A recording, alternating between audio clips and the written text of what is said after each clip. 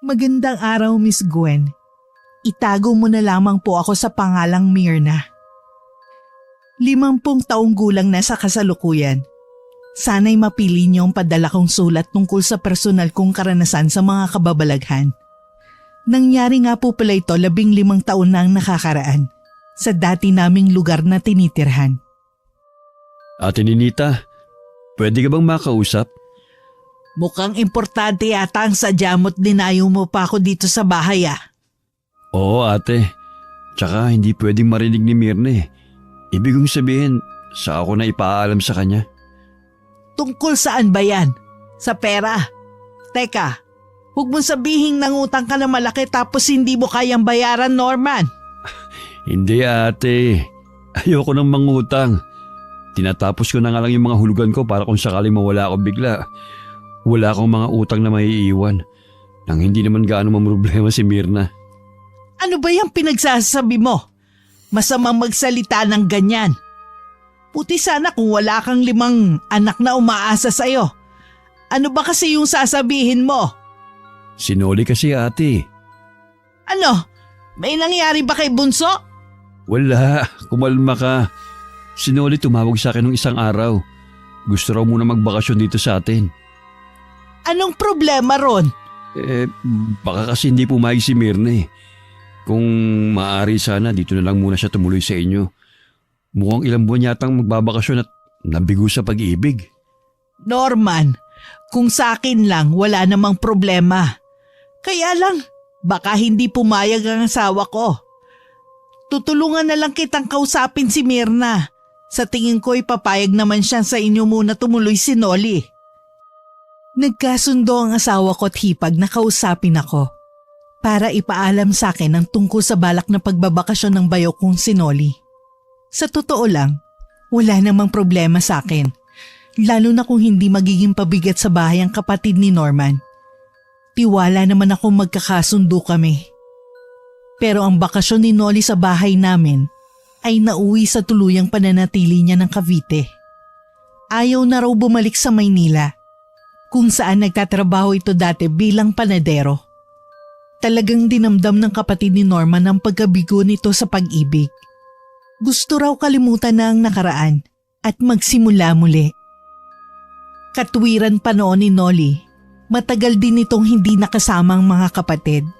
Lalo na bata pa lang ay abala na silang lahat sa pagtatrabaho. Sa magkakapatid ni na Norman, si Ate Ninita lang ang nakatapos ng high school. Nakapagtrabaho sa pabrika at tumulong sa pamilya.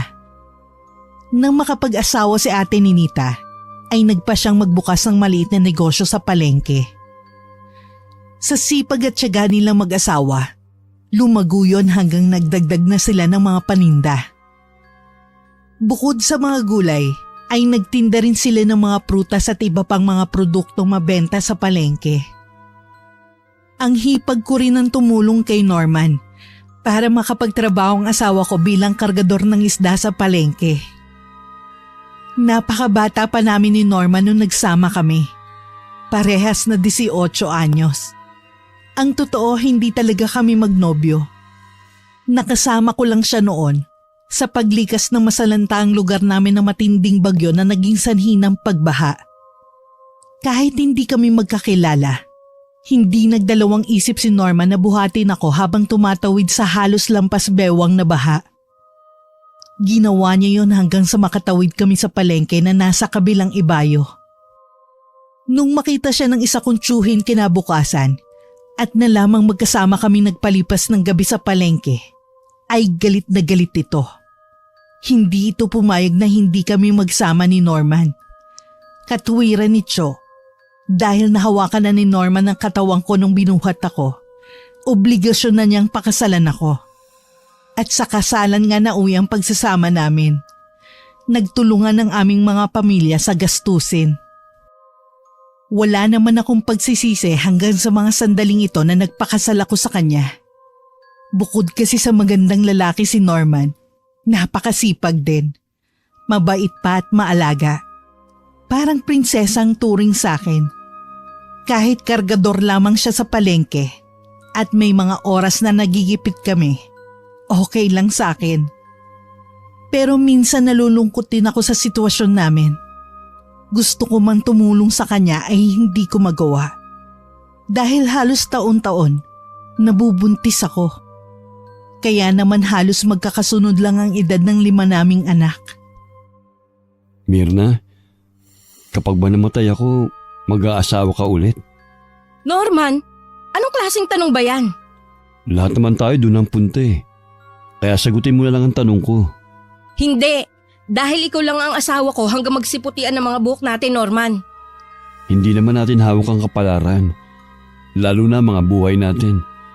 Di natin alam kung kailan ba niya babawiin sa atin. Dahil ba sa sakit mo? Di ba sabi ng doktor malapit ka nang gumaling? O baka meron kang di sinasabi sa akin? Wala naman, ayos lang ako. Naisip ko lang bigla. At palagay ko, normal lang naman na paghandaan ang hinaharap kong sakali. Tumigil ka na, Norman. Baka nakakalimutan mo 5 na mga anak natin. Hindi ko sila kayang buhayin lahat. Lalo na mag-aaral na rin si Bunso sa susunod na pasukan. Yun na nga. Kaya kung sakaling kailanganin mo ng makakarami sa buhay pag wala na ako, huwag ka nang lumayo. Doon na lang sa kadugo ko para panatag tayo parehas. Dahil alam nating mamahalin at aalagaan ng mga anak natin. Huwag mong kalilimutan ang biling ko na yan sa'yo, Mirna. Hindi ko lang ipinakita sa asawa ko pero takot na takot ako ng mga oras na yon. Ilang taon na siyang nakikipaglaban sa sakit na TB. Pero dahil hindi ko pwedeng iwan ang mga anak namin, obligado pa rin magtrabaho ang asawa ko. Pilit kong inalis sa isip ko na baka nagpapaalam na sa akin si Norman. Kaya nakapagbitaw ako ng mga ganong salita. Nang magisnan ko siya sa tabi ko kinabukasan, ay napaiyak ako sa tuwa na wala ang nararamdaman kong pangamba. Lumipas ang mga araw at tuluyan kong nakalimutan ang tungkol sa bagay na yon. Lalo't naging masigla ulit ang asawa ko. Pero ng mga sumunod na linggo, biglang naging matamlay si Norman. Lumala rin ang pag-ubo niya at nawalan ng ganang kumain hanggang sa tuluyan na siyang hindi nakapagtrabaho. Laking pasasalamat kong naroon si Nolly. Ang bayaw ko munang humalili kay Norman sa pagkakarga ng isda sa palengke. Si Ate Ninita naman ay tinulungan at inalalayan ako sa pagpapagamot kay Norman. Pero natalo siya ng sakit niya. Hindi ako makapaniwalang kung gaano ako kaagang nag-asawa, ay ganun din ako kabilis na mabibiyuda. Norman! Norman! Bakit mo kami iniwan?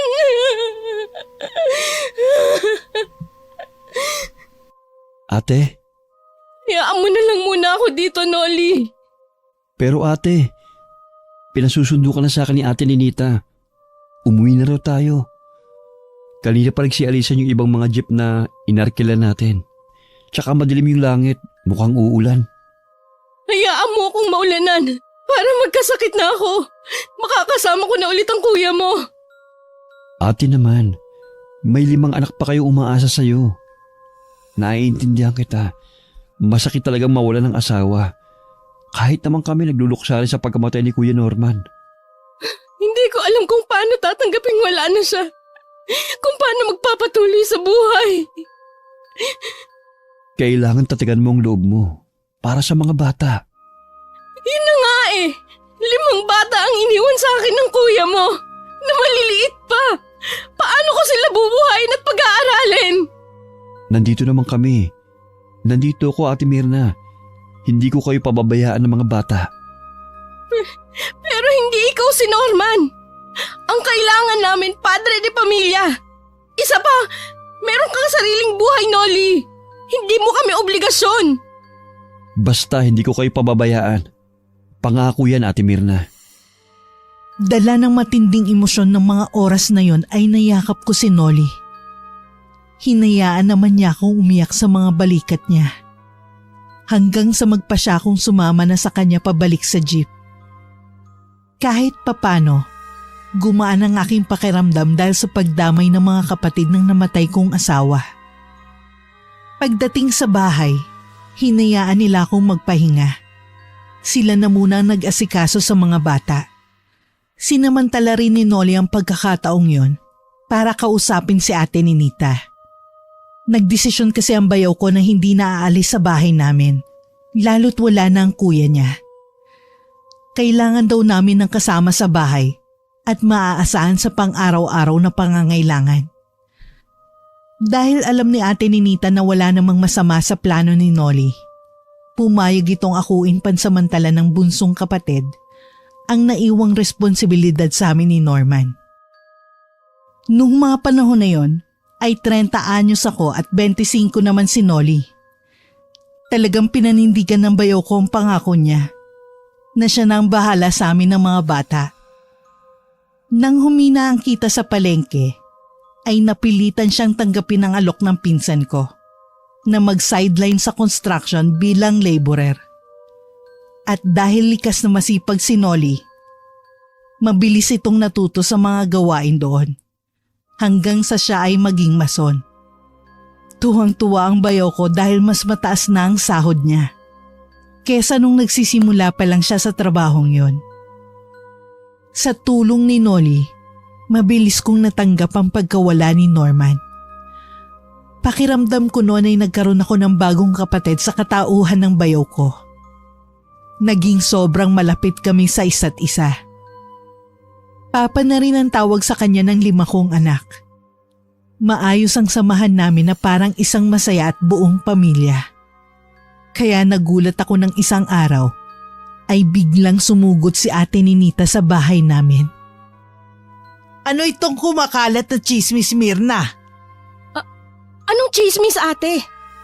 Na may namamagitan daw sa inyo ni Nolly, totoo ba? San mo naman napulot yan?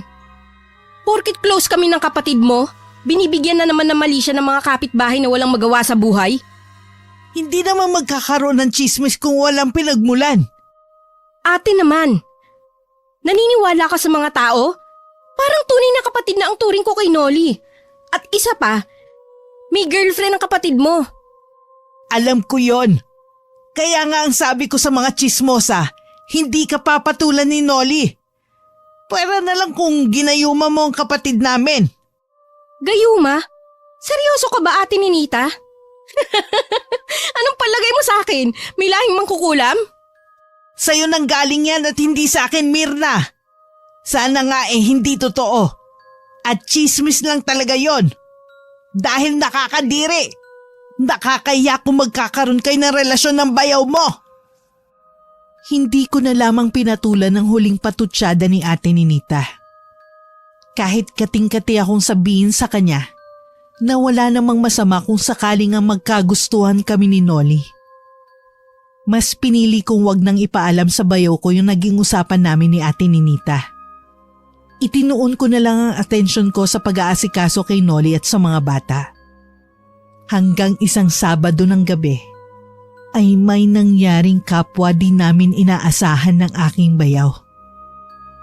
Oh, Ate Mirna, madaling araw na. Bakit gising ka pa? Oh, teka, huwag mong sabing hinihintay mo ako. Paano kung oo? Talaga?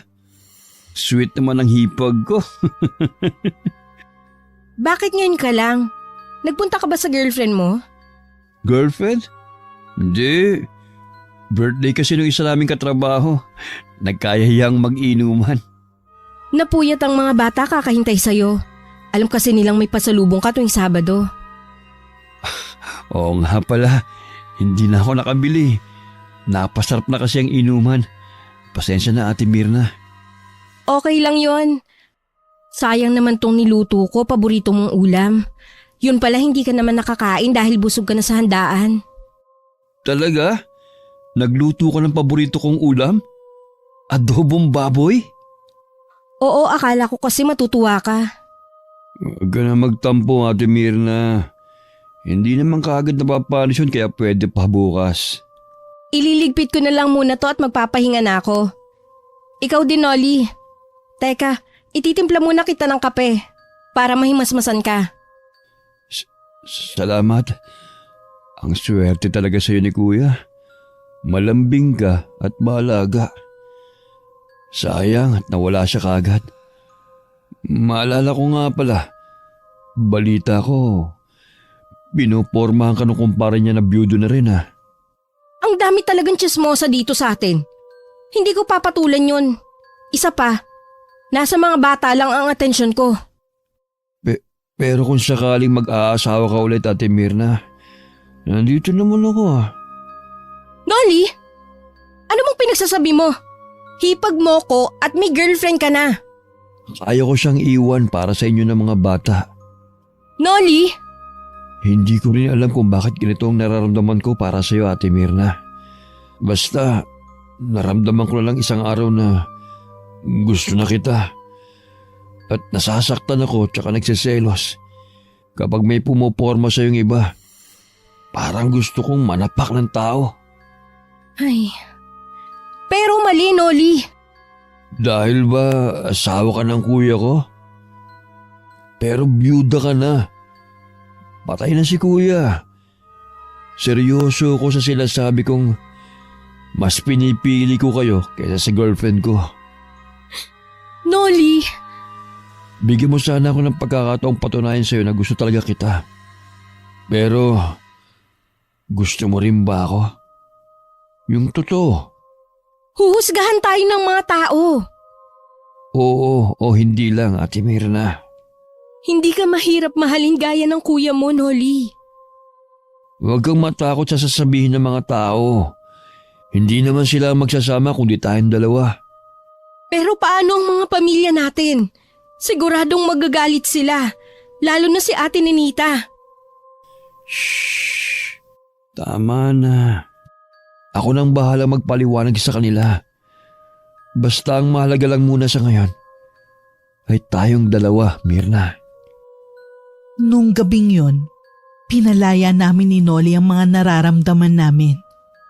Pansamantala kong isinantabi ang mga alalahanin tungkol sa sasabihin ng ibang tao. May nangyari sa amin ng bayaw ko at nasundan pa yon paglipas ng mga araw. Dahil bata pa ang mga anak ko, hindi naman nila binigyan ng mali siya ang pagiging malapit namin sa isa't isa ni Nolly. Alam kong hindi nakaligtas sa mga kapitbahay ang pagiging malambing sa akin ng aking bayaw. Hindi na kasi nahihiya nun si Nolly na ipakita kung gano'n niya ako kamahal.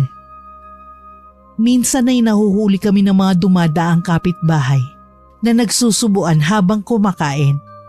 Sa umaga naman ay inihahatid namin siya sa labas kapag papasok na sa trabaho. Dahil masayang masaya rin naman ako nun sa piling ni Nolly, ay binaliwala kong mga mapanghusgang tingin ng mga tao. Ang mahalaga, nagkakaintindihan kaming dalawa. Hindi na nangungulila ang mga anak ko sa ama at hindi na rin ako nagluluksa sa pagkamatay ng aking asawa. Isang araw ay bumisita ulit sa bahay si Ate Ninita, pero hindi ako ang kinausap ng hipag ko. Hinintay niyang dumating sa bahay si Nolly. Ate? Mabuti naman at nandito ka na. Kanina pa kita hinihintay. Ganun ba? Naku, tamang-tama pala. May dala akong pasalubong. Bumili ako ng tinapay doon sa nadaanan naming bakery kanina. Kaya lang, walang panulak eh. Okay lang ba kung kape na lang, Ate Ninita? Huwag ka na mag-abala pa. Hindi naman ako nagpunta rito para magmerienda. Tungkol ba sa kumakalat na chismis? Chismis nga ba? Ate, hayaan mo muna ako magpaliwanag. Talaga nga yatang ginayuma ka nitong si Mirna. Imposibleng magugustuhan mo siya. Mahal na mahal mo ang girlfriend mo dahil ang sabi mo, malayo doon sa naging karelasyon mo doon sa Maynila. Ate naman, naniniwala ka sa gayuma? Bakit hindi? Totoo ang gayuma katulad ng mga dawdaw at kulam, Nolly. Totoo kung totoo. Pero hindi ako ginayuma ni Mirna. Maniniwala kung hindi gayuma ang dahilan ng pagkahumaling mo sa kanya kung hindi kita kilala. Kapatid kita, Nolly. Alam kong parang tunay na kapatid lang din ang tingin mo kay Mirna. Nagmamalasakit ka lang sa kanya dahil sa mga bata at dahil sa asawa siya ni Norman. Pero hindi mo kayang gumawa ng ganitong kababuyan. Dahan-dahan ka naman sa pananalita, ate. Naririnig ka ng mga pamangkin mo. Nahihiya ka? Bakit hindi kayo nahiya ni Mirna sa mga pinagagawa ninyo? Dito pa mismo sa higaan nila ng kuya mo. Sinasabi ko sa'yo, Noli, mawawala rin ang bisa ng gayumang ginamit sa'yo ni Mirna. Kapag nangyari yun, magsisisi ka mas pinili mo ang babaeng yan kesa sa girlfriend na dapat mong pakasalan. Hindi na ako nagtangkang sumagot sa usapan nila hanggang makaalis si Ate Ninita. Alam ko rin kasi sa sarili kong totoo ang mga sinabi ng aking hipag. Naging desperada ako. Dahil sa sobrang pangungulila ko kay Norman, siya ang nakikita ko noon sa bayo kong si Noli. Mula sa itsura at ugali, ay halos iisa lang silang dalawa. Pati boses nila parehas. Kaya nahulog ang loob ko sa kapatid ng namatay kong asawa at nagselos ako noon sa girlfriend niya. Lalo na't sa akin unang ipinaalam ni Noli na balak na niyang pakasalan yung babae. Natakot akong mawala siya sa amin. Doon ko naisipang subukan yung naririnig ko noon sa probinsya namin. Nilagyan ko ng regla ang kape ni Noli. Hindi ko naman akalaing epektibo talaga. Unti-unting nagbago ang pagtrato sa akin ng bayaw ko hanggang sa nagtapat na nga siya na may gusto sa akin. Hindi ko pinalagpas ang pagkakataong yon para tuluyan na siyang mapasakin. Tinupad ko rin ang bilin noon ni Norman na kung mag-aasawa ako ulit ay yung kadugo niya para hindi ituring na ibang mga anak namin. Okay ka lang, Mirna? Sinabi ko naman sa'yo na magagalit si Ate Ninita. Pagpasensya na lang natin siya. Pasasaan ba't matatanggap din ng mga pamilya natin na nagmamahalan tayo? Parang nakukonsensya ako para sa girlfriend mo. Ikaw ang mahal ko. Kaya nga ikaw ang pinili ko eh. Kinausap ko naman siya eh. Maayos kami naghiwalay. Yung pamilya niya ang galit sa akin. Pero wala akong pakialam. Walang ibang mahalaga sa akin ngayon kundi kayo ng mga bata. Hindi mo ba naisip na baka tama si Ate Ninita na ginayuma lang kita? Hindi ako naniniwala sa mga ganyan. Kahit laki akong probinsya. Maski sa mga aswang. Wala pa naman ako nakikita eh. Sabi nga nila, to see is to believe. Tsaka naniniwala kong hindi mo gagawin yun sa akin, Mirna. Tadhana talaga naglapit sa atin dalawa. Baka kaya ka rin maagang na byuda dahil tayong dalaw talaga ang para sa isa't isa. Basta ang alam ko, mahal na mahal kita, Mirna. Mahal na mahal din kita, Noli. At hindi ko rin kakayanin kung mawawala ka rin sa akin. Sa pagdaan ng mga araw, mas naging matibay ang pagsasama namin ni Noli. Mas lalo naming minahal ang isa't isa. Unti-unti na rin nasanay ang mga bata sa bagong papa nila. Pati ang mga pamilya namin ay tanggap ng magkarelasyon kami ng bayaw ko. Puwera kay Ate Ninita. Hindi kami kinibo ng hipag ko ng ilang buwan. Laking pasasalamat ko na lang dahil hindi naman ito idinamay ang mga bata sa galit sa amin ni Noli. Ang ibang mga kapitbahay ay kinutya kami nung una. Tinanggi pa raw kasi naming may relasyon kami. Kahit halatang halata naman na may nangyayari sa amin ni Noli. May mga nagsabi naman na mas mabuti na rin daw na bayaw kong ipinalit ko kay Norman. Lalo't puro babaeng mga anak namin. Maayos at masaya ang mga unang buwan ng aming pagsasama ni Noli. Hanggang sa umabot yun ng 1 taon. Noon ako nabuntis sa panganay namin. Dahil nga 5 ang anak ko sa una at nag-aaral na lahat, tapos may anak na rin kami ni Noli. Nahirapan ako mag-budget ng mga gastusin sa bahay. Lalo na nung biglang nawalan ng trabaho si Noli. Napilitan siyang payagan akong umextra bilang tagahugas ng pinggan sa palengke. Kulang na kulang ang kinikita ko pero kahit papano ay nakakaraos kami. Kaya lang, doon nagsimula ang unang pagsubok sa aming pagsasama, lalo na sa aking pagiging ina. Dahil sa hirap ng buhay, natukso kong pumatol sa isa naming customer na kursunadang-kursunada ako. Bukod sa galante talaga ito, naudyukan din ako ng mga kasama ko sa trabaho. Hanggang sa pumayag na nga akong lumabas kami. Nahumantong sa unang beses na pagtataksil ko kay Nolly. Noong una ay nakukonsensya ako. Pero dahil kailangan ko ng pera para sa pag-aaral ng mga anak ko at pang-araw-araw naming pangangailangan, nang tumagal ay nasanay na ako sa ganoong gawain. Kumapit ako sa patalim. Hindi lang isa kundi marami ang pinatulan kong lalaki. Basta alam kong matutulungan ako sa usaping pera, pinapatus ko kahit may asawa. Kahit nung nagkatrabaho na ulit si Nolly, hindi pa rin ako tumigil sa pakikipagkita sa ibang lalaki para sa pera. Mahal ko si Nolly, pero hindi na sapat ang kinikita niya para buhayin kami. Lalo na nung natuto siya ng iba't ibang bisyo. Naging madalas din ang pagtatalo namin na nung tumagal ay nauuwi sa pagbabasag niya ng mga gamit sa bahay. Biglang sumagi noon sa isip ko yung mga sinabi ni Ate Ninita na magbabago sa akin si Nolly kapag nawala na ang bisa ng gayuma. Ano ba, Nolly? Balak mo bang basagin lahat ng mga gamit dito sa bahay? Oo! At wala kang magagawa. Kahit wasakin ko pa pati itong bahay mismo. Lintik na buhay to. Sawang-sawa na ako. Ang kapal naman ng pagmumukha mo. Halos ako lahat ang nagpundar ng mga appliances dito sa bahay. Ah, ganun? Sumbata na pala tayo ngayon, Mirna? Pinapaalala ko lang sa'yo. Kaya wala kang karapatang sirain ang mga pinaghirapan ko. Pinaghirapan mo o ng mga lalaki mo? Ha? Sa bagay, naghirap ka rin nga naman. Trinabaho mo sila para mapundar mo lahat ng mga yan. Para mabili mo lahat ng mga luho mo. Wala kang ebidensya. Kaya wag mo kong pagbintangan ng lalaki. Hindi ako tanga, Mirna. Akala mo ba hindi ko alam, ha? Matagal ko nang alam na iniiputan mo ko sa ulo.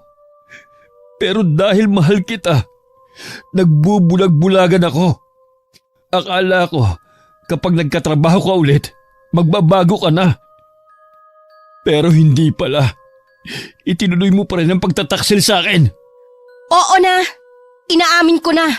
May lalaki ako. Hindi. Mga lalaki. Bakit? Kasi inutil ka, Nolly. Akala ko kaya mo kaming buhayin ng mga bata. Pero hindi pala. Kulang sa mga bisyo mo yung kinikita mo sa pagkukonstruction. Dahil sa iyo kaya ako natuto magbisyo. Dahil gusto kong kalimutan ang sakit ng panginsulto mo sa pagkalalaki ko. Kung hindi lang dahil sa mga bata, aalis na ako sa bahay na to. Eh di umalis ka. Hindi ka namin kailangan. Kaya kong buhayin ang mga anak namin ni Norman. Oo, at isasama kong anak ko. Eh di isama mo. Wala akong pakialam. Kung inakala mong hahabulin kita dahil sa anak natin, pues nagkakamali ka. Kaya kong magkaanak ulit sa iba. Talaga bang napakakatimong hayop kang babae ka? Mas hayop ka! At wala kang karapatang saktan ako. Dapat lang yan sa malanding katulad mo. Kung tutusin, kulang pa yan sa pagpipindeho mo sa akin.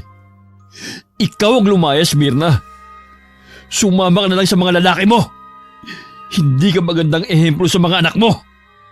Anong karapatan mong palayasin ako? Bahay namin ni Norman to. At wala kang magagawa kahit paubusin ko lahat ng lalaki dito sa lugar natin. Wala ka kasing kwenta. Bahay ni Ate Ninita. Pinatira lang kayo dito. Kaya kung meron mang mas may karapatan dito, ako yun at hindi ikaw, Mirna. Kung hindi pa nagsiiyakan ng mga bata, hindi kami titigil sa pag-aaway ni Nolly. Umalis siya ng gabing yon. Pero bumalik din naman kinabukasan. Naisip kong subukan ulit na lagyan ng regla ko ang kape niya. Kahit na hindi na maayos ang trato niya sa akin, hindi ko pa rin kayang mawala si Nolly sa akin. Masayang masaya ko nang sa wakas ay tumalab ulit sa kanya ang gayuma.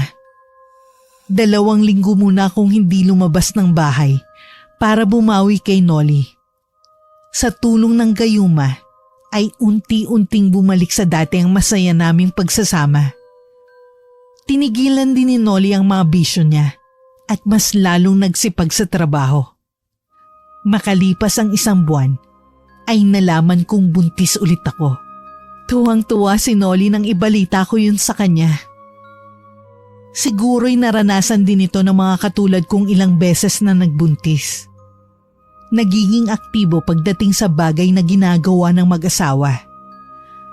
Pero dahil madalas na pagod si Nolly sa trabaho, wala na siyang oras at lakas para pagbigyan ako.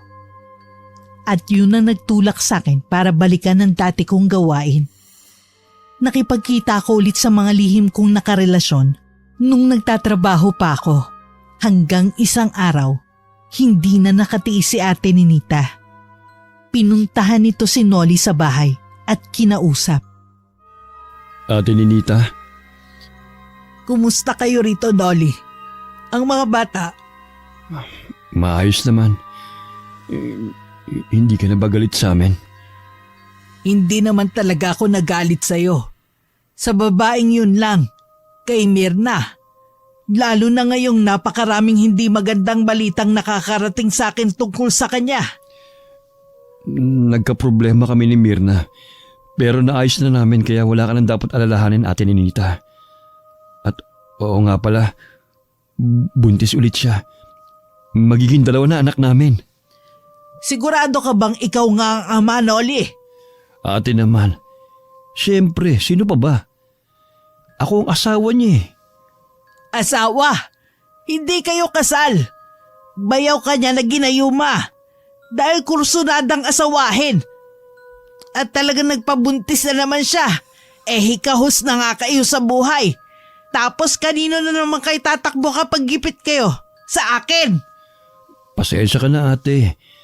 Hayaan mo kapag natuloy yung isa ko pang project, baka umaluan na ang buhay namin kahit papano. Para ikaw naman ang tutulungan ko. Ewan ko ba sa'yo, Nolly?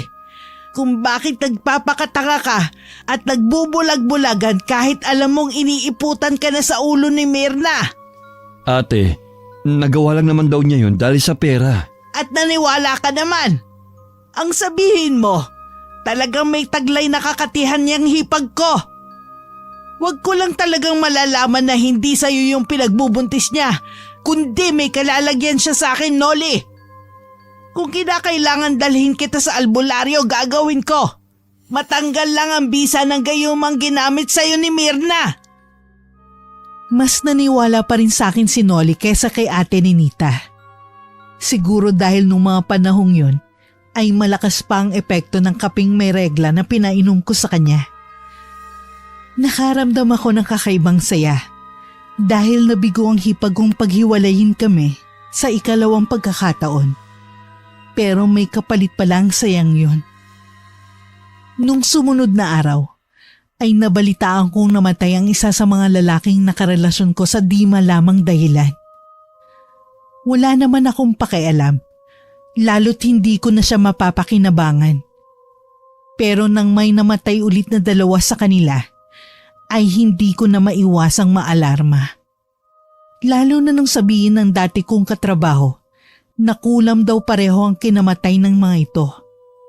Natakot din ako nang maisip kung baka yung mga asawa nilang may kagagawan at isunod ako. Dahil sa mga pangyayaring yun, ay nagpasya akong itigil na ang ginagawa kong panluloko kay Nolly. Mas mabigat kasi maningil ang karma. Naalala ko rin ang mga anak ko kay Norma na pulos babae. Sabi pa naman nila, kung minsan daw, mga anak ang nagiging pambayad sa mga kasalanan ng magulang. Sinubukan ko ibalik sa dati ang pamilyang binuo namin ni Nolly. Yung masaya at puno ng pagmamahalan. Pagtungtong ko ng edad 35, ay naging 3 na ang anak namin ni Nolly. Bali 8 lahat kasama na ang anak namin ng kuya niya. Oh Nolly, naligaw ka yata. Manghihiram sana ulit ako ng pera sa'yo, Ate Ninita. Wala ka na namang trabaho? O naubos sa sugal ang pera mo? Hindi naman ako nagsusugal, ate. Natuto lang ako magbisyo noon pero itinigil ko na at di na inulit pa. Alam ko, Ang ibig kong sabihin si Mirna. Akala mo ba hindi nakakarating sa akin ng mga pinagagagawa ng babaeng yon kapag nasa trabaho ka? Mas okay na yon kaysa ibang bisyong kahumalingan niya. Mabuti nga't natakot sa kulam, kaya tinigilan ng panlalalaki. Kulam? Hindi mo ba alam? 3 sa naging lalaki ng babaeng yon ay namatay. Lahat daw ay kulam ang ikinamatay. Kung alam lang siguro ng mga asawa na marunong manggayuma yan si Mirna, baka isipin siya rin ng kumulam sa mga asawa nila. Nagbago na si Mirna, ate. Kaya nga hinahayaan ko lang magsugal. Minsan lang naman yun eh. Libangan lang niya kapag naiinip sa bahay. Naiinip? Abay sa dami ng anak niya, hindi siya mauubusan ng gagawin. Puti sana kung mayaman kayo at may katulong na aasahan. Mapapahiram mo ba ako, ate? Pambaon sana ng mga bata at saka pamasahe ko bukas papuntang trabaho. Matitiis ba naman kita? Ewan ko ba sa'yo at pinili mo ang ganyang buhay, Noli? Ano kaya klaseng gayuma ang ginamit sa ni Mirna at parang hindi nawawala ng bisa? O eto, buti may naitabi pa akong 100 dito. Salamat, ate. Ibabalik ko rin kagad sa Sabado pag sahod ko. Ako, ilang utang at Sabado nang dumaan. Naipon ko na ang utang nyo sa akin. Siguradong hindi mo naman ako mababayaran eh. Dahil nasa pinto ka pa lang ng bahay nyo, nakasahod na agad ng mga kamay ng babaeng yon. Dito muna ako didiretso bago umuwi sa bahay, ate. O siya, sige na. Baka naiinip na yung si Mirna at nangangati na ang palad dahil gusto na magsugal. Si ate talaga, masyado mapagbiro. Pero salamat talaga, ate, ha. Maraming salamat. Tuwang-tuwa ako nun kay Noli kasi pinapayagan niya akong magsugal. Kapag naman nananalo ako, ibinibili ko rin ng mga pangangailangan namin sa bahay. Yun nga lang, hindi laging panalo. May mga araw talaga at mga taong may dalang kamalasan, kaya ako natatalo. Nagkaroon kami ng malalang problema na magkasakit ang anak naming panganay. Kahit may alitan sa pagitan namin ni Ate Ninita, tinulungan pa rin kami nitong dalhin sa albularyo si Nerissa. Ang sabi kasi ng hipag ko, hindi raw kayang gamutin ng doktor ang sakit ng anak ko. Ayaw kumain, maputla, ayaw lumabas ng bahay, ayaw makipag-usap kahit kanino, at hindi natutulog. Alalang-alala kami lalo't ilang linggo nang ganun si Nerissa. Ang sabi ng albularyo, may engkanto raw na nagkakagusto sa anak ko. Hindi naniwala si Noli pero alam kong totoo yun. Mahigpit na bilin ng albularyo na wag naming hahayaang mag-isa lang si Nerissa, na dapat ay palagi siyang may bantay 24 oras. Dahil mahal na mahal ni Noli ang pamangkin niya, kahit puyat sa trabaho ay binabantayan niya sa gabi si Nerissa. Hindi man siya naniniwala sa mga sinabi ng albularyo, sinunod pa rin niya ang bilin nito sa amin. Napakatyaga niya rin mag-alaga at magpakain sa anak ko, kahit palagi siyang nasusukahan ni Nerissa. Halos ayaw kasing tanggapin ng tiyan niya ang mga pagkaing niluluto namin. Isang araw habang nasa trabaho si Noli, may dumaan sa bahay na madalas kong makalaro sa sugal. Ayoko sanang iwan si Nerissa, lalo na't nasa eskwelahan pa ang mga kapatid niya. Pero kating-kating na akong makahawak ulit ng baraha. Nagpaalam naman ako sa kanyang aalis kami saglit ng bunso niyang kapatid. Habang nasa sugalan, biglang dumating ang pangalawa kong anak. Humahangos. Nagdidelirio raw si Nerissa. Nagmamadali ako umuwi sa bahay. Pero pagdating namin doon, ay nanlumo ako at napasigaw sa aming nadatnan. Ang anak kong si Nerissa, nakalutang sa ere habang tumatawa ng malakas. Nakita ko nasa isang sulok ang aning ko pang mga anak, nagsisiiyakan. Takot na takot sa ate nila. Dahil hindi ko alam ang gagawin, inutusan ko ang pangalawa kong anak na sunduin si Ate Ninita. Hindi naman gaanong malayo ang bahay nila, Kaya wala pang 30 minutos ay nasa bahay na siya. Dahil walang magbabantay sa mga bata, nagpasama na lang muna ang hipag ko sa isa naming kapitbahay para dalhin ulit sa albularyo sa Nerissa. Pagdating ni Noli kinagabihan, ay awang-awa siya sa pamangkin na panganay na anak na rin kung kanyang ituring. Nerissa, pakiusap naman anak. Sana bumalik ka na sa dati. Yung masigla at masayahin. Miss ka na ng mga kaklase mo, lalo na ng mga kapatid mo. Gusto ko na nilang makalaro ulit. Dapat ay hindi nyo kinaligtaan yung bilin ng albularyo. Paano kung tuluyang nakuha ng engkanto ang pamangkin ko? Sinunod ko naman ate. Nagpupuhit pa rin ako, mabantayan lang si Nerissa. Sana ganon din si Mirna. Naturingang nanay pero mas inuna pa ang sugal. Kapag lang talaga may nangyaring masama sa pamangking ko, Noli, hindi ko mapapatawad ang babaeng yan. Ate naman, huwag mo nang sisihin si Mirna. Wala namang may gusto sa nangyari. Mabuti pa siguro, doon na lang muna sa bahay si Nerissa para mas maaalagaan ko siya at para hindi ka na rin mapuyat. Baka mamaya bigla ka na lang matumba sa trabaho dahil kulang sa tulog. O baka yun naman talaga ang gusto mangyari ni Mirna. Kaya pinababayaan ka mapuyat kababantay sa anak niyang panganay. Hindi ka na ba talaga mauubusan ng patutsada kay Mirna? Nakakainit kasi palagi ng ulo ang babaeng yan. Kung sa tingin mo mas okay kung nasa inyo muna si Nerissa, kailangan ko munang ipaalam kay Mirna. Siya pa rin ang nanay, kaya kung anong desisyon niya, yun ang susundin natin. Hindi na kailangan, Noli. Sapat ng dahilan na mas inuna niya ang pagsusugal kesa sa pamangking kong may sakit. Hayaan mo, ibabalik ko rin agad dito si Nerissa sa oras na maayos na siya. Bisitahin mo na lang siya sa bahay kasama ang mga kapatid niya. Dahil may 7 pa akong mga anak na dapat alagaan, pumayag ako sa suhestyon ni Ate Ninita. Kahit ayaw niya pang tumigil sa pagpaparinig at mga panlalait sa akin. Isa pa, pabor sa akin na wala sa bahay si Nerissa. Bawas sa alalahanin ko at wala pang sagabal sa pagsusugal ko tuwing hapon.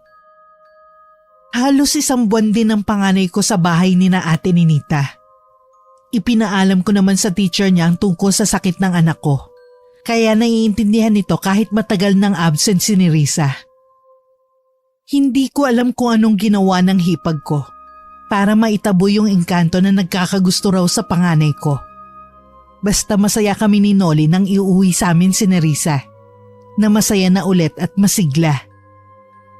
Pero hindi ko alam kung minamalas lang talaga kami o kinakarma ako. Dahil bigla na namang nawalan ng trabaho si Noli. Dahil doon ay kinailangan ko na namang maghanap ng sideline para mairaos ang pang-araw-araw naming mga pangangailangan. Mabuti na lamang at may napasukan ako dun sa mismong lugar lang din namin. Isang matandang biyudo na nakatira sa malaking bahay ang naging amo ko, si Mang Romy. Palibhas ay suportado ng mga anak sa ibang bansa. Hindi niya binarat ang sweldo ko. Kaya rin nakumbinsi ko si Noli na doon na lang magtrabaho. Pumayag din siya kasi malapit lang yun sa bahay namin. Walking distance lang. Dahil wala namang batang aalagaan, pagkatapos ko sa mga gawain sa bahay, ay pinapayagan na akong umuwi ni Mang Romy. Oh, hayaan mo na yung hugasin. Ako nang bahala. Magpahinga ka na lang dyan. Gusto mo ba ng kape? Ipagtitimpla kita. Nagkape na ako sa malaking bahay kanina bago umuwi. Saktong nagmemeryenda kasi si Mang Romy. Nahiya naman akong tumanggi nung inalok niya akong sabayan ko siya. Baka naman ligawan ka ng matandang yon. Lalo na't biyudo. Ano ka ba? Alam niya may asawa ako. At huwag mong sabihin nagsiselos ka sa amo ko. Hindi naman sa ganun. Dahil ba sa mga nagawa ko noon? Kalimutan na natin yon. Magsimula ulit tayo, Mirna. Basta mangako kang hindi mo na ulit gagawin yun, ha? Kung pera lang ang problema, pwede naman ako magdoble kayod. Gagawin kong araw ang gabi. Maibigay ko lang lahat ng pangangailangan nyo ng mga bata. Huwag ka mag-alala, Nolly. Hindi na mauulit yon. Lalo't parehas naman tayong kumikita ng pera. May trabaho ka na ulit kaya siguro naman makakaipon na tayo. Talaga? Hindi mo na uulitin? Oo nga, Pangako? pangako. Kaya tigilan mo na ang pagsaselos mo dyan. Naging maayos muli ang pagsasama namin ni Nolly. Dahil parehas kaming may trabaho, ay naging maalwan ang buhay namin. Kapag araw ng linggo, ay nagsisimba kami at pinapasyal ang mga bata. Dahil din abala ko sa trabaho, bihira na ako makapagsugal. Noong una, 3 beses sa isang linggo lang ang pasok ko sa malaking bahay. Pero isang araw, kinausap ako ni Mang Romy kung pwede raw ay gawin ko ng Lunes, Sabado. Siyempre may dagdag na sweldo. Hindi na ako nagsabi kay Nolly. Umuo na ako agad sa alok ng matanda kong amo. Hanggang isang araw, hindi na rin nakatiis si Mang Romy at nagtapat sa akin ng tunay nitong nararamdaman. Mirna, Lasing ba kayo? Bakit niyo ko hinalikan? magpapaliwanag ako, Mirna. Pasensyahan na lang ho tayo pero makakarating to sa asawa ko at sa mga anak niyo. Wag. Pwede naman natin pag-usapan na lang. Hindi ako lasing. Nakainom lang. Para may lakas ako ng loob na magtapat sa'yo. Ano? Ang totoo, Mirna, matagal na kitang kursunada. Noong hindi ka pa nabubiyuda. Kaya lang buhay pa ang asawa ko nung mamatay ang asawa mo. May asawa na ho ako. Nandito po ako para magtrabaho. Huwag ka na magmalinis, Mirna. Alam kong lahat ang tungkol sa'yo. Anong sinasabi niyo? Alam ko na matagal mo nang iniiputan sa ulo ang bayaw mo na inaasawa mo. At kilala ko rin lahat ng mga naging lalaki mo. Uuwi na ho ako. Sandali lang, Mirna. Nag-uusap pa tayo Ayaw mo ba sa akin? Kung tutusin, mas magandang lalaki pa ako kaysa doon sa mga driver na pinapatulan mo noon. At di hamak na mas mapera ako. Hindi ko kailangan ng pera niyo. Talaga? Alam mo, Mirna, kabisado ko na ang mga babaeng gaya mo. Marupok, mabilis matukso. Lalo na kapag pera ang pinag-uusapan. Kaya kung ako sa'yo, huwag ka na mag-inarte dyan. Pumayag ka na lang na asawahin din kita gaya ng ginagawa sa'yo ng bayaw mo. Dito, walang iistorbo sa atin. Solong-solo natin ang bahay. Baboy! Napakababoy niyo mag-isip! Bakit? Sanay ka namang binababoy Ilang lalaki na rin ang nagpasasa sa'yo, Mirna. Akala mo ba hindi ko alam? Na kapag wala kang puhunan minsan sa sugal, nangungutang ka sa kasugalan mo, kapalit ng katawan mo. Alam ba yun ang kinakasama mo? Bakit alam mo ang lahat ng yan? Dahil pinasusubaybayan kita. Ganon kalakas ang tama ko sa'yo, Mirna. Dahil sa mga nalalaman ng amo ko tungkol sa akin, napilitan akong pagbigyan ng gusto niyang may mangyari sa amin. Nung unay nandidiri ako dahil nga matanda na siya. Nasa 70 taong gulang na si Mang Romy nung mga panahong yon. Pero habang tumatagal, ay napansin kong gwapo nga siya kahit may edad na. Matikas din ang pangangatawan dahil masipag mag-ehersisyo. At may ibubuga pa sa kama. Nasilaw din ako sa mga regalo at perang nakukuha ko noon sa kanya. Nagawa naming isikreto ang aming relasyon.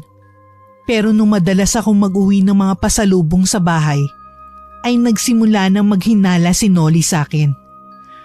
Lalo na nang mapansin niyang nagbagong estilo ko sa pananamit. Nag-ayos ako ulit na parang dalaga pa. Yun kasi ang gusto ng amo kong lalaki. Sinunod ko naman lalo't pera niyang ginagastos ko sa pagpapaganda. Nadadala ko rin noon ang mga anak ko sa mga mamahaling restaurant at naipapasyal kung saan-saan. Nang minsang kumprontahin ako ni Noli, sinabi kong tumaas ang sweldo ko dahil 6 na araw na akong pumapasok sa malaking bahay. Ayaw pa sana niyang maniwala, pero sa huli ay nakumbinsi ko rin si Noli. Lalo na nung lambingin ko siya. Niyaya ko siyang lumabas dahil malalaki na noon ang mga bata. Hindi na kami pwedeng gumawa ng milagro sa bahay. Nang araw na yun ay pinaligaya ko ng husto si Noli. Kaya naman masayang masaya siya hanggang nakauwi kami sa bahay. Pero kinabukasan ay hindi ako nakapasok sa trabaho. Nakaramdam ako ng panghihina. Biniro ako ni Noli na baka dahil daw sa sobrang pagod sa mga ginawa namin. Pinakiusapan ko siyang dumaan sa malaking bahay para sabihin kay Romy na masama ang pakiramdam ko. Akala ko'y magiging maayos na ako ng sumunod na araw, pero lalong lumala ang nararamdaman ko. Sobrang sakit ng ulo ko. Parang tinutusok ng maraming karayom. Hindi ko na napigilang mapaiyak sa sobrang sakit na nararamdaman. Kaagad pinuntahan ni Noli si Ate Ninita dahil hindi niya alam ang gagawin sa akin. Hindi rin kasi umubra ang mga binili niyang gamot para sa sakit ng ulo. Saan ba kayo galing kahapon? Baka naman nanuno si Mirna. Wala namang puno doon sa pinuntahan namin, Ate Ninita. Sa bayan yun eh. Baka naman karma na yan. Baka ginagantihan ng mga asawa ng mga naging lalaki niya. Yan ang napapala ng may mga kati sa katawan. Unsa bagay, magtataka pa ba ako? Inasawa ka nga. Wala pang 1 taong patay ang kuya mo. Hindi man lang muna hinintay na maka1 taon si Norman. Nagpakamot na agad sa bayaw. Babalikan na lang ba natin lagi ang nakaraan, ate? Oo, hanggat hindi nagtitinuyang babaeng yan. Nagbago na si Mirna, ate. Matagal na. Nangako siyang hindi na niya uulitin yung mga ginawa niya noon. Sigurado ka, Noli? Ay, samahan mo na lang kami dun sa albularyo na gumamot kay ni Risa. Hindi na kailangan. Kulang lang sa pera yang si Mirna. O baka namimiss na niya ang mga kasugalan niya. Ate Ninita. O heto, langis ng nyog yan na galing pa sa probinsya. Ipahid mo sa sentido ni Mirna. Lagyan mo rin ang buhok niya kung gusto mo. Palagay ko ikinulam siya. Ayan ka na naman sa kulam-kulam na yan eh. Totoo ang kulam, Noli. Sino naman ang gagawa ng ganun kay Mirna? Aba, bakit akong tinatanong mo? Malay ko ba kung kaninong mga tao siya may atraso? Sigurado ka bang mapapagaling nitong langis mo si Mirna? Wala kang tiwala sa akin. Sino ba ang nagpagaling nun kay Nerissa? Oo nga pala.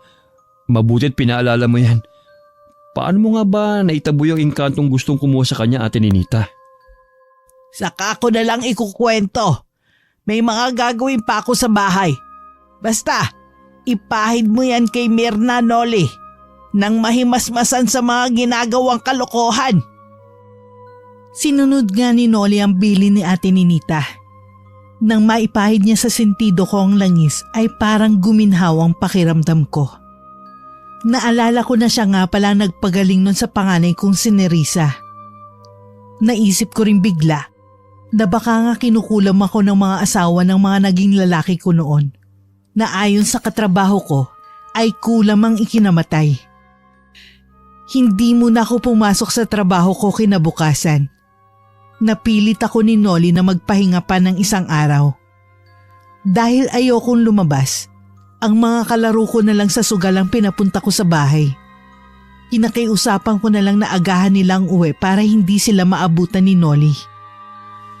Kinagabihan, ipinagluto ako ni Noli ng bulalo. Kailangan ko raw humigop ng maraming sabaw para bumalik ang lakas ko. Napangiti ako dahil parang bumalik ako bigla sa mga panahong bago pa lang kami nagsasama. Mabuti na lamang at ginayuma ko siya. Dahil kung hindi, dun sana mapupunta si Noli sa girlfriend niya noon. At hindi ko matatanggap yun. Dahil kahit naman meron akong ibang lalaki, Sigurado akong ang puso ko ay si Nolly lang ang nagmamay-ari. Nang gabing yun ay natulog kaming magkayakap at kapwa may mga ngiti sa labi. Kinabukasan hinatid niya ako sa malaking bahay bago siya pumasok sa trabaho. Humalik pa sa pisngi ko si Nolly kahit nasa harapan namin nun si Romy. Mukha yatang maganda ang gising niyo parehas ah. Masama ba?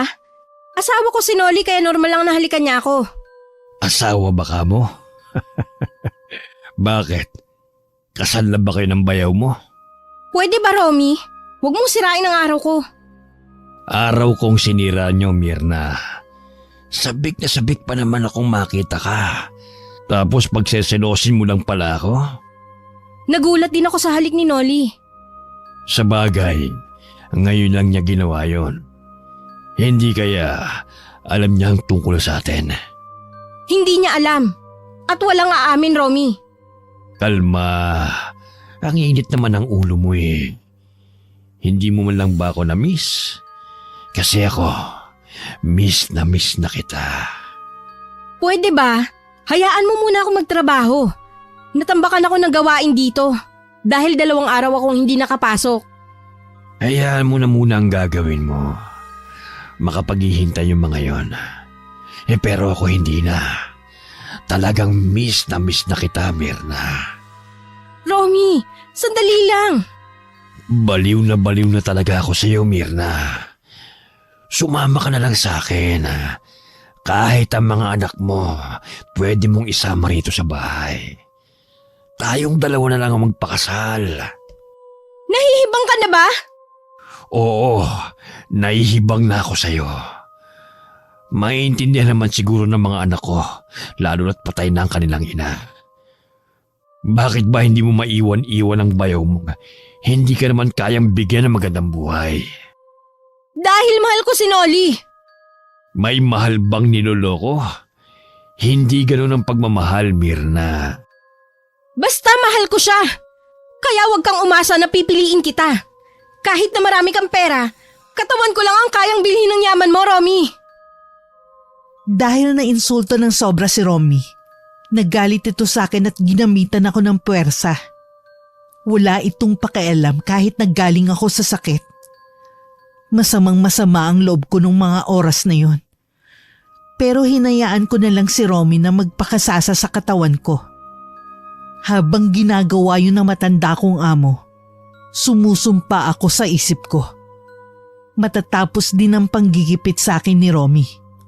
At makakawala rin ako sa matinding pagkahumaling nito sa akin. Pagka-uwi ni Nolly kinagabihan ay pilit kong pinasigla ang aura ko. Nang sabihin niyang parang matamlay ako at pinipilit lang ipakitang ayos ako, nagdahilan na lang akong sumama ulit ang aking pakiramdam. Sabi ko naman kasi sa iyo eh, huwag ka na munang pumasok sa trabaho. Ayan tuloy, parang nabinat ka pa. Ano ka ba? Okay lang ako. Kulang lang talaga sa lambing mo. Yun lang ba? Di lalambingin kita magdamag. Sana nga mapagaling ka ng pagmamahal ko. Bakit? Duda ka pa ba? O baka naman hindi mo na talaga ako mahal? Ngayon mo pa talaga naisip yan kung kailan 3 na ang anak natin? Mahal na mahal kita, Mirna. Kaya nga tinanggap ko lahat. Kahit sobrang mo ako nasaktan noon. Salamat, Nolly. Hindi ko talaga alam ang gagawin ko kung wala ka. Salamat din, Mirna. Dahil pinili mong ayusin natin ang mga problema para manatiling buo ang ating pamilya. Walang sino man ang makakapaghiwalay sa atin, Nolly. Tandaan mo yan. Talagang wala. Dahil hinding-hindi kita iiwan. Palagi kitang pipiliin, Mirna. Dahil mahal na mahal kita. Mahal na mahal din kita, Nolly. Nang gabing yun, sa pamamagitan ng mainit na yakap ni Nolly, ay nakalimutan kong ginawang pambababoy ni Romy. Nagsisimula na akong usigin ng aking konsensya dahil sa mga naging pagtataksil ko noon kay Nolly. Pero hindi ko na maibabalik pa ang nakaraan. Ang kailangan ko na lang, ayusin ang kasalukuyan. Kahit nasusuklam ako sa pagmumukha ni Romy, pinilit ko pa rin magtrabaho para sa kanya. Mas nanaig pa rin sa akin ang awa dahil mag-isa lang siya sa buhay. May mga kamag-anak nga, pero wala namang pakialam sa kanya. Pupuntahan lang si Romy kapag mangungutang ng pera. Ang sarap mo talagang maging asawa, Mirna. Maalaga, masarap magluto, at palabansa. Kaya naman nahuhumaling sa yung bayaw mo eh. Kung wala ka ng ibang iuutos, gusto ko sana mapag-isa. Para naman maaga ako matapos sa mga trabaho ko rito. Gusto ko sana makauwi na maaga sa bahay. Ang suplada mo naman. Dahil ba sa nangyari kahapon? Hindi naman natin unang beses ginawa yun ah. At alam kong nagustuhan mo rin naman, Mirna. Nandidiri ako sa'yo! Tignan natin mamaya. Bago ka umuwi, pumunta ka muna sa kwarto ko, ha? Ibibigay ko ang sweldo mo. Hindi pa naman katapusan. Saka ko nakukunin. Gusto ko nang ibigay sa'yo pati bonus. Dahil nagustuhan ko ang serbisyo mo. Hihintayin kita ron mamaya. Magpahinga ka muna tapos sabay tayong maliligo. Baboy! Napaka-baboy mong matanda ka! Baboy! Katulad ng dati, si Romy pa rin ang nasunod. Ginawa nito ang lahat ng gustong gawin sa akin ng hapon na yun. Bago ako umuwi sa bahay, dumaan muna ako kina Ate Ninita. Humingi ako ng tawad sa kanya. Nang aminin niyang siya ang nagbigay sa akin ng sakit ay sobra akong nagulat. Hindi niya pa rin daw ako kayang patawarin. Pero sinabi ko pa rin sa hipag ko ang tungkol sa problema ko. Sinabi kong mahal ko talaga ang bayaw ko at hindi ko talaga kagustuhang pagtaksilan si Nolly. Dala lang talaga yun na matinding pangangailangan, lalo't gipit na gipit kami noon. Ewan ko kung naniwala sa akin si Ate Ninita. Basta alam ko sa sarili kong totoo ang mga sinabi ko sa kanya. Hindi ko na lang inamin ang tungkol sa panggagayuma ko kay Nolly. Baka lalo akong hindi patawarin ng hipag ko.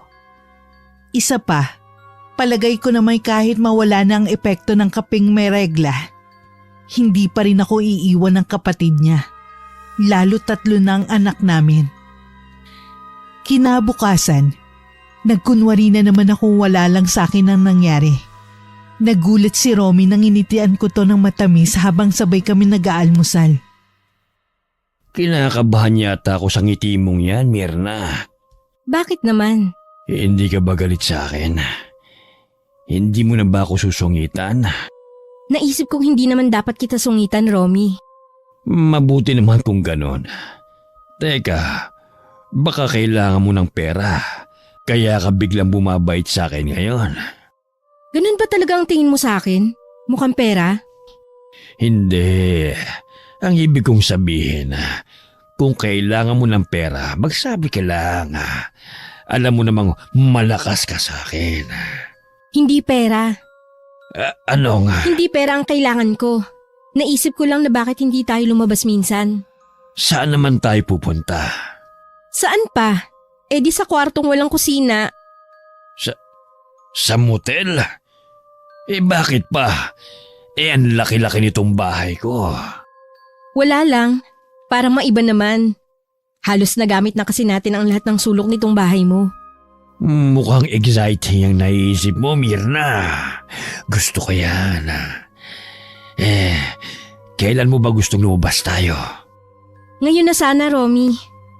Ibig kong sabihin, mamaya pagkatapos ng tanghalian para alam mo na, busog tayo, maraming lakas para… Ginugulat mo talaga ako, Mirna. Hindi ko alam na may ganyang side ka pala. Pero gusto ko yan. Lalo tuloy akong ginaganahang kainin itong mga hinanda mong almusal. Nako, sinasabi ko sa iyo, Mirna, ihanda mong sarili mo dahil pihadong mapapalabang ka sa akin mamaya. Parehas kaming nasasabik ni Romy nung mga oras na yun pero sa magkaibang dahilan. Kinakabahan ako sa gagawin ko sa totoo lang pero kailangan. Ayoko na talagang pagtaksilan si Nolly. Gusto kong tuluyan ng magbagong buhay. Lalo't naglalakihan ng mga anak ko. Ayoko makita nila ako bilang masamang ehemplo. Alam kong kasalanan sa Diyos ang naiisip ko. Pero hanggat nabubuhay ang amo ko, hindi ako titigilan nito. Habang papasok kami sa motel, ay parang inuusig ako ng aking konsensya. Gusto ko sanang wag nang tumuloy. Pero wala naman ako maisip idahilan kay Romy nung mga oras na yun. Handa ka na ba, Mirna? Oo naman. Ikaw ba? Handang-handa na. Parang Boy Scout. Alam mo ba, may ininom ako kanina sa bahay. Alam mo na, para mas matibay sa laban. Ano naman ang ininom mo? Sa akin na lang yun. O ano, simulan na natin. Iba rin pala ang pakiramdam kapag ganito. Parang lalong nakakasabik. Sabi ko naman sa'yo, di ba? Romy, kailangan ko makauwi ng 4:30. Dapat nasa bahay na ako pagdating ni Nolly. Baka mamaya dumaan yun sa bahay mo tapos parehas tayong wala. Mamaya mo na problemahin yan. Ako na munang askasuhin mo. Teka lang. Biglang sumakit ang ulo ko. Sobrang sakit, Mirna. Romy! Romy! Ano nangyayari sa'yo, ha? Huwag mo naman akong takutin! Tulungan mo ko, Mirna! Sandali! Pero pag lumabas ako, makikita tayo ng mga tao, Romy! May iskandalo tayo pareho! Sobrang sakit! Hindi ko na kaya! Mirna! Habang namimilipit sa sakit si Romy, ninenervyos naman ako. Gusto ko nang ihingi siya ng tulong pero natatakot akong baka may makakita sa amin. Nung unay awang-awa ako sa kanya. Hindi lang ulo ang sumasakit kundi tiyan at iba pang bahagi ng katawan. Sa sobrang sakit ng nararamdaman, ay inuntog na ni Romy ang ulo sa sementong pader ng kwartong kinaroroonan namin. Maya-maya pa ay halos matulala ako dahil sa matinding pagkasindak ng biglang sumuka si Romy ng iba't ibang klase ng insekto. May mga lumabas din sa mata, tenga at ilong nito. Dahil ayoko makatawag ng atensyon, tinakpan ko ang bibig ko para hindi ko mawala ang pinipigil kong mga sigaw. Nang unti-unting lumaki ang tiyan ni Romy hanggang sa sumabog yun ay nanlaki ang mga mata ko. Habang nakatakip pa rin ang mga kamay ko sa aking bibig. Mas maraming insekto ang nagsilabasan sa nabutas na tiyan ng amo ko. Dahil doon ay hindi ko na napigilang magsuka ng magsuka. Nagkalat ang mga dugo sa kama, sahig at pader ng kwartong kinaroroonan namin. Habang tinititigan ko si Romy na noon ay nakatihaya sa kama, habang dilat na dilat ang mga mata, ang nadarama kong awa ay unti-unting napalitan ng tuwa.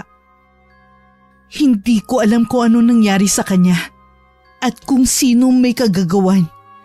Basta ang alam ko lang, masaya ako dahil hindi na ako nito mabababoy ulit. Makakapagbagong buhay na ako kasama si Nolly at ng pamilya ko. Pero akala ko lang pala yun. Namalayan ko na lamang na nasa labas na ako ng gusali kasama ang mga pulis. Dinala ko sa presinto para tanungin tungkol sa nangyari. Sa pagtataka ko, wala silang nakitang mga sugat sa katawan ni Romy. Wala ring mga dugo at insekto sa pinanggalingan kong kwarto. Idineklarang namatay si Romy dahil nasobrahan sa paggamit ng produktong pampatibay ng pagkalalaki. Pwede rin daw na inatake ito sa puso dahil sa sobrang saya at pagkasabik. Pagkatapos ako interviewin sa presinto, imbis na umuwi sa bahay, ay doon ako nagpunta sa pinsan kong nakatira sa kabilang barangay. Hindi ko kayang umuwi sa amin dahil wala akong mukhang maiharap kay Noli at sa mga anak namin. Hindi ko rin kayang harapin ang galit niya sa akin. Ate Ninita, tama ka nga. Hindi pa rin nagbabago si Mirna. Pinagtataksilan niya pa rin ako. Iniiputan sa ulo. Noli, Akala ko pa naman, nagbago na siya. Yun kasi ang pangako namin sa isa't isa. Ititigil ko na ang bisyo ko. At ganun din naman siya. Na magsisimula ulit kami. bakit hindi mo siya kausapin? Pakinggan mo ang paliwanag niya. Baka naman may dahilan kung bakit niya nagawa ulit na pumatol sa ibang lalaki. Pero para ano pa ate? Para magsinungaling ulit siya sa akin at mangako? Tapos hindi naman niya kayang tuparin? Mas maigi pa rin kung mag-uusap kayo. Tandaan mo, 8 batang maiipit sa sitwasyon niyo kung sakali, Noli. Ang mga pamangkin ko ang higit na maaapektuhan sa mga nangyayari. Hindi ko alam. Hindi ko alam kung kaya ko pa siyang tanggapin pagkatapos ang nalaman ko. Na pumatol din pala siya sa matanda niyang amo. At sa hotel pa talaga sila nahuli ate. Kaya lalo kong pinagtatauran ngayon ng mga kapitbahay namin. Akala ko ba, mas mahalaga ang pagmamahal mo kay Mirna kaysa sa sasabihin ng iba? Noon yun. Nung hindi ko pa alam na may taglay pala siyang kakatihan. Ikaw pa rin naman ang magdedesisyon, Noli. Pero kung akong tatanungin mo, mag-usap kayo. Ayusin niyo kung kaya niyo pang ayusin para sa mga pamangkin ko. Pagkatapos ng nangyaring iskandalo, hindi na pumasok sa trabaho si Noli. Pinabayaan niya ang kanyang sarili pati na ang mga bata. Gusto ko mang umuwi sa bahay, inuunahan ako lagi ng hiya. Mabuti na lamang at nandun si Ate Ninita para alalayan ng mag-aama ko. Habang nandun ako sa bahay ng pinsan ko, palaisipan pa rin sa akin ang nangyari kay Romy. Napaisip ako kung may kinalaman ba yun sa pagkamatay ng mga naging lihim kong karelasyon noon. Ang hindi ko maintindihan ay kung sino ang gagawa nun at sa anong dahilan. Sumagi sa isip ko si Ate Ninita. Pero ang alam ko, sa akin ito may galit at hindi kay Romy. Isa pa, hindi basta-basta yung nangyari kay Romy. Mahirap din ipaliwanag kung bakit ako lamang ang nakakita sa amo ko sa ganong itsura. Nang mapanood ko yun sa TV, ay wala nga talagang bakas ng pagkabutas ng tiyan at paglabas ng mga insekto sa katawan ng aking amo. Pwede ba tayo mag-usap, Noli? Tungkol saan ate? Yung nangyari sa amo ni Mirna, pati na rin sa mga naging lalaki niya noon. Ako lahat ang may kagagawan. Anong ibig mong sabihin? Kinulam ko yung 3 at binarang ko naman yung amo ni Mirna. Kinulam? Binarang? Paanong... Saan mo natutunan yun ate? Kay inay, tinuruan niya ako bago siya namatay. Ang alam ko, paghihilot lang naman ang namana ni inay kay Lola. Yun lang ang alam mo. Palibhasa, yung nagpalaki sa'yo ay ang kaisa-isa nating tiyuhin. Kaya hindi mo alam ang tungkol sa ibang kakayahan ng ating ina. Pero bakit mo ginawa yun ate Ninita? Malaking kasalanan sa Diyos ang kumitil ng buhay. Alam ko, pero gusto kitang igante sa mga lalaking yon. Alam nilang may kinakasama si Mirna. Ikaw yon. Pero tinukso pa rin nila ang hipag ko. Sinamantala nilang gipit yung tao. Ate, ikaw rin bang nagbigay ng sakit kay Mirna noon? Oo, Pero hindi ko siya kayang pahirapan na matagal. Siya pa rin ang ina ng mga pamangkin ko. At alam kong ikaw ang higit na masasaktan kapag may nangyaring masama sa kanya. Kaya pala epektibo yung langis na ibinigay mo, ate. At kaya pala napagaling mo si Nerissa. Kinausap ako ni Mirna. Humingi siya ng tawad sa akin. Inamin din niya na may relasyon sila ni Romy. Pero napilitan lang daw siya dahil lagi siyang tinatakot at ginigipit ng amo niya. Naniniwala ako kay Mirna, Noli. Hindi ka nagalit sa kanya? Mas nanaig sa akin ang awa. Lalo na nang malaman kong binababoy siya ni Romy. Ayop na matandang yon. Bakit hindi mo sinabi sa akin, ate? Para ano? Para madungisan ng dugo niya ang mga kamay mo? Hindi ko hahayaang mangyari yon. Hayaan mo na dahil naiganti ko na kayo ni Mirna. Hindi mo pa rin ba siya susunduin? Hinahanap na ng mga pamangking ko ang nanay nila. Hindi ko alam kung nasaan siya, ate Ninita. Alam ko kung nasaan si Mirna. Bukas, sasamahan kita. Mas maiging isama mo na rin ang mga bata. Sigurado akong sabik na rin sa kanila si Mirna. Salamat, ate Ninita. Napakalaki na ng utang na loob namin sa'yo. Ano ka ba? Sino pa bang magdadamayan sa oras ng kagipitan? Kundi tayo ring pamilya. Nang gabing yon ay hindi uminom si Noli. Maaga silang natulog ng mga bata. Hindi niya sinabi sa mga anak ko na pupuntahan nila ako kinabukasan kasama si ate Ninita. Nagulat ako nang sabihin ng pinsan ko na may mga bisita kaming darating. Maaga siyang pumunta sa palengke para mamili ng mga lulutuin. Tinulungan ko siya sa pagluluto at paglilinis ng bahay. Nang dumating ang mga hinihintay niyang mga bisita, ay nagulat ako. Nag-iyakan ng mga anak ko at patakbong nagsilapit sa akin. Isa-isa ko naman silang niyakap at pinaghahalikan. Maya-maya ay tinawag ng pinsan ko ang mga bata at niyaya sa kusina. Tinanguan naman ako ni ate Ninita bago ito sumunod sa mga pamangkin nito sa kusina. Nang maiwan kami ni Noli sa salas, ay kapwa kami tahimik. Wala ako maapuhap na sabihin. Gustong gusto ko rin siyang yakapin pero pinigilan ko ang sarili ko. Kumusta ka na rito, Mirna? Ayos naman. Mukhang nawiwili ka na rito, ha? Ayaw mo na bang umuwi sa bahay? Hindi totoo yan, Noli. Alam mo kung bakit hindi ako makauwi sa atin? Nahihiya ako sa inyo ng mga bata. Alam ko na ang lahat. Kinausap ako ni ate Ninita. Siya ang may kagagawa ng lahat, Mirna.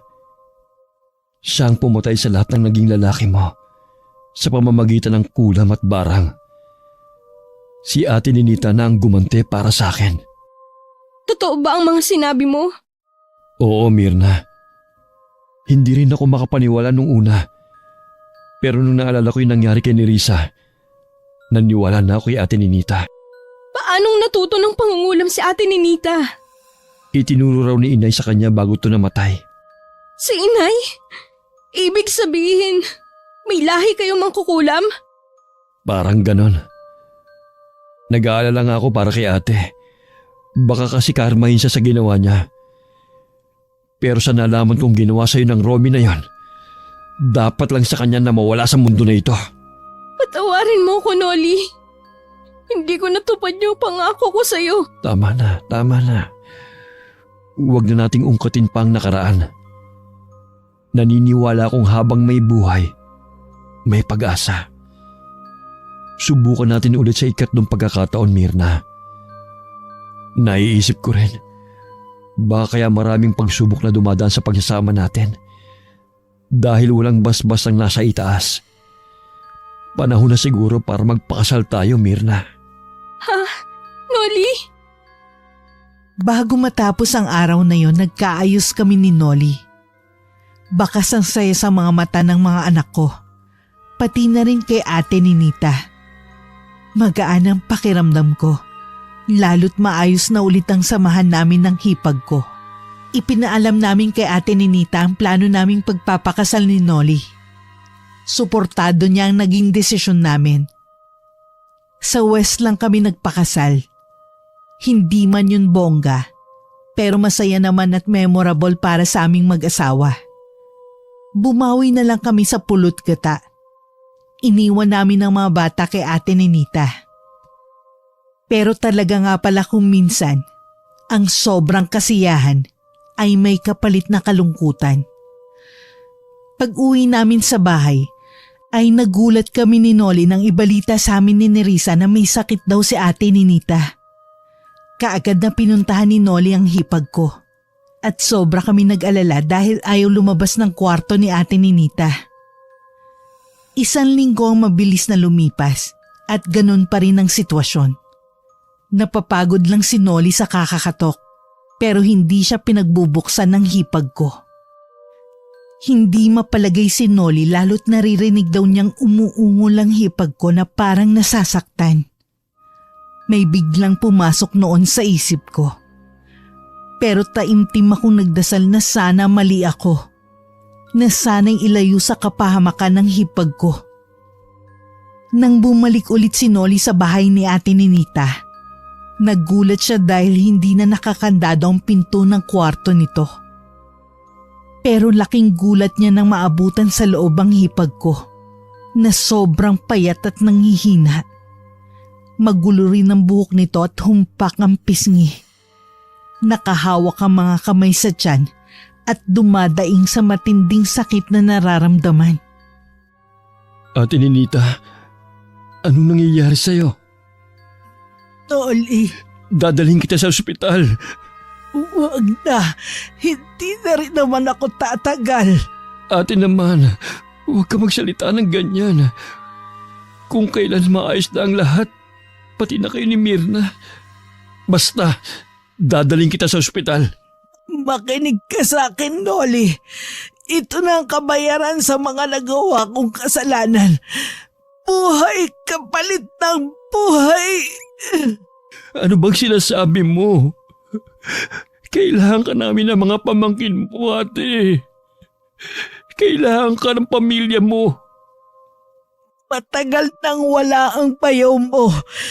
Ang mga anak ko naman, may mga sarili ng buhay. Pero masaya akong mamamatay dahil alam kong maayos na ang buhay ninyo ni Mirna. Walang mamamatay, ate. Hindi ka mamamatay.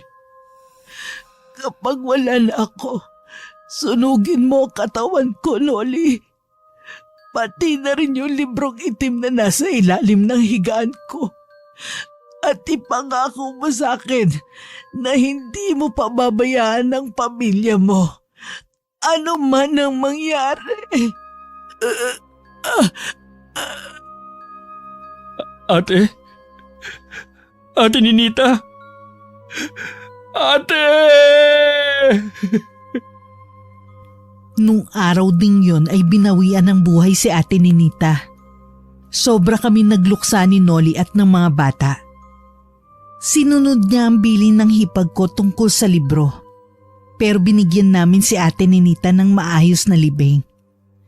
Halos hindi na nga lang namin pinatagalan lamay dahil sa kakaibang amoy ng bangkay nito. Hindi na kasi namin ipinaimbalsa mo dahil may mga insektong lumalabas sa katawan ng hipag ko. Dahil dito ay naalala ko ang nangyari noon kay Romy. Hindi matahimik si Nolly kaya nagpasama siya sa akin sa albularyong tumingin noon kay Nerissa. At noon ay nalaman naming may bumarang din kay Ate Ninita. Isang napakalakas na mambabarang. Kaya raw hindi kinayang labanan ng hipag ko. Tama ang sinabi nito kay Nolly. Nabuhay din na naging kapalit ng mga buhay na kinuha noon ng hipag ko. Sa buong pamilya ay wala nang ibang nakaalam patungkol sa sekreto ni Ate Ninita. Maliban sa aming mag-asawa. Hindi kami nakakalimot na dalawin ng puntod niya lalo na tuwing buwan ng Nobyembre. Sa ngayon ay matibay pa rin ang pagsasama namin ni Nolly. Hindi pa rin maiwasang magkaroon minsan ng hindi pagkakaunawaan Pero naaayos din naman. 3 sa mga anak ko ang may mga asawa na at may mga apo na kami ni Nolly sa kanila. Hanggang dito na lang po, Miss Gwen. Sana'y may natutunan kayo sa ibinahagi kong kwento. Lubos na nagpapasalamat, Myrna. Wakas. Magandang araw, Miss Gwen. Itago mo na lamang po ako sa pangalang Myrna. 50 taong gulang